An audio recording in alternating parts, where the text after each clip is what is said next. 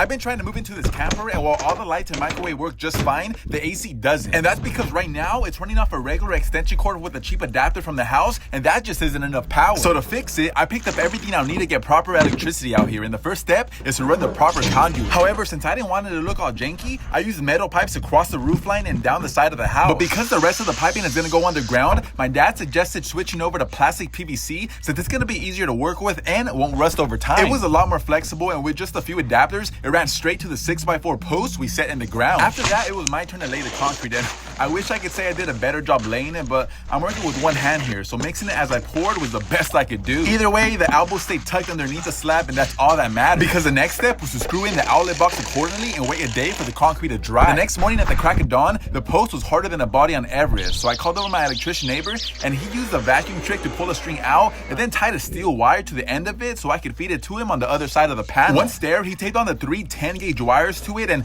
pulled the steel wire from the other side while I fed it to him from this end all the way through. At that time, he came back to the panel to connect what he needed, and while he did that, I went ahead and measured and cut the piece of pipe needed at the post until he came over to finish wiring everything up on this side. I have to say though, in the end, it came out looking exactly like a hookup at an RV park would, so I was really excited for it to be done. Especially when he flipped on the breaker and I went into the RV to check for power and the AC turned on right away. It made everything worth it, so huge shout out to my dad and neighbor for helping out.